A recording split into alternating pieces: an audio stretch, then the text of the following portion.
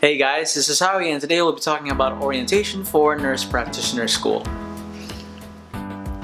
A lot of people talk about how the first day of school is going to begin, but actually you do a lot more work before you start on the first day of school.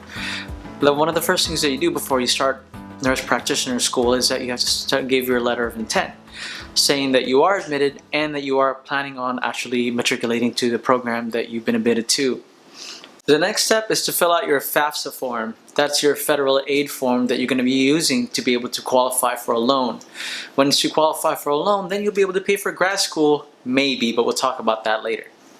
Now, once you've submitted your letter of intent to the school and said that you're going to matriculate and that you are going to be participating in the nurse practitioner program, you've got to do one of the things first, is that as nurses, we're different from doctors. We're very patient-centered, so a lot of times, at least for our school, is that we're going to be doing clinicals immediately. In fact, our first day of clinicals is going to be in the first week of school. What I've been part of is a post-bachelor's, accelerated program, so we have to do clinicals right away. In order for us to be competitive, we have to have some experience as a nurse. It's a catch-22 situation. If you don't have any experience in the hospital, then they're not going to hire you. So our first clinicals are usually 12-hour shifts over at the hospital once or twice a week. To be able to do that, you can't go to the hospital without any immunizations. One of the first things that we did was we got a titer for our Hep B, we got titers for measles, mumps, rubella, and we have to check to make sure that we have we weren't infected with any hepatitis A, B, or C. That we also have to check to make sure that we had our tetanus, diphtheria, and pertussis, which is also known as Tdap. We get that every 10 years, and you also have to have immunization from the chickenpox. So no, just because you have chickenpox doesn't necessarily mean that you're immune to any varicella virus. So you still have to show proof that you have an antibody reaction to the varicella. So you have to have a titer. On top of that, you also have pneumovax as well as influenza and a couple of other shots that I may have forgotten to mention. So it is without reservation for me to tell you that it's actually a pain in the butt to be able to make sure that you have all these documentations. One of the things that I really had a problem with is that I just had one more thing that I had to make sure that I had proof that I was clear. For example, my tuberculosis my tuberculosis test, the quantiferon gold that is required for you to be able to prove that you don't have any tuberculosis in your body is that you have to have it every year. Well, I did have it every year. In fact, I did it twice within a 1-year span. I showed the documentation and they still rejected it. In fact, I had to wait all the way until I saw the school lawyer to prove that I actually had, that I was free from tuberculosis. So it's a big deal. You also have to make sure you've got your driver's license, your registration, you've got your insurance, and you've got your BLS card as well. So it's a whole slew of other things. Off the top of my head, I think we have to have documents for about 18 different things. So that took about 1, maybe 2 months for me to get ready. Once the day was ready, I only had about 2 weeks left for orientation day. We also had to make sure that we had our books bought. A lot of the times, some people just bought the books from the bookstore. And they said that the charge was about $847, but with shipping, it turned out to be actually $1,100. So some of us bought the books individually. When I finally got the syllabus, I mostly just wanted to buy the books that were required. Any other books that I think I needed, I would probably just go to the library or maybe borrow it from one of my classmates.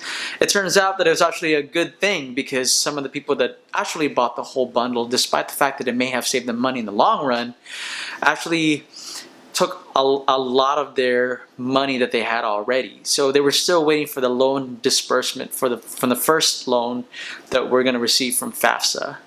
Well, yeah, so it caused a lot of problems for some people because they were still trying to pay their rent check. So if you're going to be buying books, make sure that you've got enough money for it. Now, one way to go around it is that you can ask your financial aid officer to loan you the money before your disbursement in order for you to get the books. But you can be like me and you can borrow around, and also you can maybe use BitTorrent, but I wouldn't recommend that because the books are usually out of date and it doesn't align with your syllabus. So that's a risk that you're willing to take. Now you got to make sure that when the first day starts, that you're ready to go. So if you don't have your books, you're going to be at a disadvantage. So that's your personal opinion and your personal choice. For me though, I just couldn't hack the money right now. So, and I didn't get my loan disbursement as of yet. I just got it last week. It's a ton of money, but we'll see where I go with that first. Alright, so the first day is here. You're actually doing your first orientation day at the main campus, and you're seeing your classmates for the first time. Some of us actually met online and some of us met live. I met a couple of people through Facebook. We already had a Facebook group, and we got to know each other just a little bit before we met each other. And this was actually very advantageous because we all had to go to the school on campus, and we ended up going together. It was a lot of load off my back because I had friends to be able to navigate. I had friends to be able to go see whether or not we were in the right area, and if we were late, then I didn't look completely foolish by coming in late by myself. But we actually made it on time. Well, one of the things I do recommend as a tip is that you dress decent. I had a vest, I had a blazer, I had slacks on, and I had monk shoes, and I had everything. It was pretty much a step down from having a tux. At first I thought I was maybe overdressing, but it turned out to be a good thing because the dean of the school acknowledged me. I mean, we didn't talk or anything, but she, saw that I was professional, and she saw that I was taking this role very seriously. I didn't, kiss up to her or anything, but as we were walking down the hall, we we exchanged glances, we exchanged salutations, but other than that, I don't think that you really want to talk to the dean. The only time you might be talking to the dean at this point is probably if you're going to be expelled from the program or something just as bad. So actually being on the good side of the dean and then having her forget about you would be more than okay. And to be able to do that, you have to show that you are professional and that you're dressed professionally and that you don't come to the first day of orientation wearing a tank top, jeans, or a t-shirt. The really good thing about seeing people in person is that you can actually see people's personalities in person. Some of the people who I thought were very kind were actually very ambitious, and not that there's anything wrong with that, but they were gunners. They were always answering the dean's questions, even though it was something basic, as in, who's Florence Nightingale, or how was she important to the Crimean War, and what is a nurse's actual role in modern times, things like that. They were always raising their hands up, and it's always good to give a good first impression. But at the same time, I just felt like, all right, either this girl is going to help me or she's going to try to mow me down. And I don't know if you've seen a lot of reality shows, but I think that the person that usually wins the best are never the villains. They're usually the people who are calculated in the beginning. And it's hard for me to stand out, and I really do try to blend in. But at least for this point, I smiled, I laughed, I made a few friends, but I didn't make sure that I was a star of the show because, come on, the dean is not my teacher. So I also didn't want to alienate any other potential study partners that I think that may be helping me out in the long run. But, if you're a complete gunner and you just want to mow everybody down and you just want to show everybody that you're smarter than everybody else, even though we passed all the same classes, we'll see. We'll see in the long run who will actually perform better and who won't, or who may be intellectual and who's just not good with their hands. All these things in time you'll see, and I don't think you have to display all that right at the beginning. That's just me. I'm not Machiavellian or anything, but I just think that that's the best way to go, at least for now. But we'll see. Alright, so finally my first loan disbursement came in, and I found out that I had to move apartments. So I moved to an apartment, I paid the deposit, and I paid the first month's rent. Next, I was driving a friend, and we ended up getting into a pretty serious car accident. My whole car was totaled. Now, there's an Uber, but you always have to show that you have a car for nursing school to show that you have transportation to and from each hospital. So I had to get another car. And so it was only about a week and a half left for the first day of school, and things were happening, all the bad things, which I'm actually taking as a good sign. I'm hoping is a good sign. Because it was just a lot of trouble that would have been more irksome if it was during when school actually was starting. And then finally, once I was able to get my new place, which is this, ta-da, and I had another used car. I didn't buy a new car because I figured when I get a promotion, I'll probably get a new car later. But as of right now, my focus is on graduating, and then my second priority is paying off my student loans.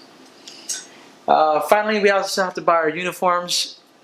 Sure, if you want to be a cool guy, if you think you're cool, you can buy a lab coat, but the syllabus said it was optional.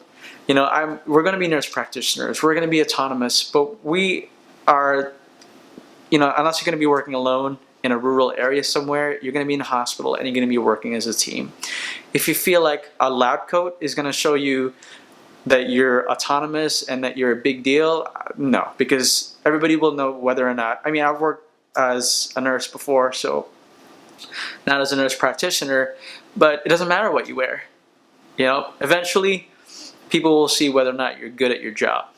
And that's for the staff. Now, if you have a new patient and they don't know you, being and looking professional is always the best way to go. But if you just want to wear a lab coat just to be able to look cool, that's $75 on you.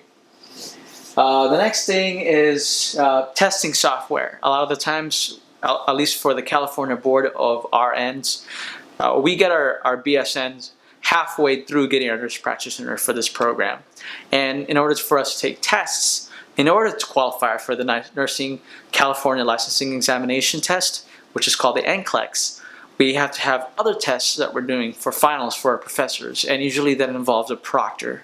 And for our school, at least, we had to pay for a service that proctors the tests for us. We just have a non-nurse staff member sit in the room, and then we take the tests on our own computer. But that requires software for us to buy. I just kind of lump that in with the textbooks. Next, we also introduce ourselves to class. We all had PowerPoint presentations. Again, you can show fireworks and say that you've pretty much shadowed Mother Teresa back when she was alive, or you're next in line to be canonized as a saint. But again, I just think you're alienating your classmates. But if you're confident enough to do it, why not? Go for it. I just think that, you know, humility is also part of being a nurse. And if you're going to be intelligent and if you're going to be ambitious, I think that'll show in the long run. I don't think you have to set so many fireworks right in the beginning of the first day. Just be pleasant, you know. Just say, hey, this is my family. I'm in California. You know, this is where I'm from, and this is why I became a nurse, or this is why I wanted to become a nurse practitioner. Another thing is, once you finally got that syllabus, you grab that syllabus. You do not wait for the first day, because if you're checking your schedule and you're doing homework on the first day of school, you're already 2 weeks behind. Usually our professors send out their syllabus or syllabi 1 to 2 weeks prior to us meeting on the first day, and it already had homework ready to go. We had, again, this is why it's very important for you to have your textbooks right away, because I read as thorough as I could, but the chapters are just way too long. There's too much content. So you skim. You look at the graphs really quickly, and then you decipher exactly what they mean, and then try to get the general context of it. Once you have a general context of the chapter, then it's up to your professor and for you to be in class to be able to figure out what's important that the professor wants to cover, you know, which will most likely be on the test. And that's how you, at least that's how I'm going to narrow down my strategies for studying for nursing school.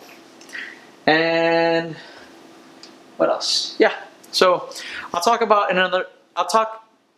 in another video about how I'm planning on keeping ahead in class, because I've done one of the big decisions that one of the big no-nos that you're supposed to do when you're in an accelerated advanced practice graduate nursing school is that you are highly encouraged to quit your full-time job.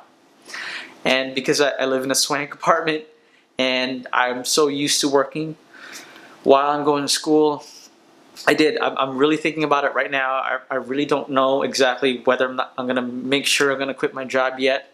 But I did tell my boss, and I kept an open line of communication with her, and I told her that I just want to see how the first semester goes. You know, if I have to be able to have a minimum of a B. You can pass the class with a C, but you can't progress in the program if you have less than a B minus. So in grad school, you need to make sure that your grades are up to par, because you're not just an undergrad. You're not just a regular freshman anymore. You've been through the ringer and you know how these things go.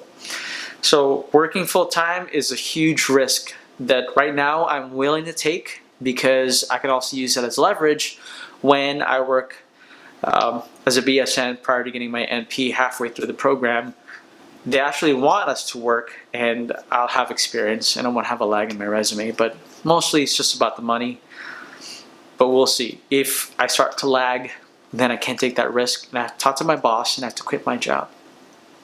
Alright, so I've got my immunization's good to go. We've got our textbooks. We've got the first day of orientation, uniforms, exam software, car insurance, insurance for everything else, insurance for everything under the sun. What else did I miss? Oh yeah, and I've already read ahead and done the first 2 weeks of homework. Now I'm ready for the first day of school, which is starting tomorrow. And I also have friends that I'll want to do study groups with, and I can see that are willing to cooperate with me when I get through school. So I think that's how you get ready for the first day of school. But for actual syllabus and homework scheduling, I'll put that in another video. So subscribe to me, Howie MP, and check out in about a week to a week and a half for the next video. And I will see you next time. Bye.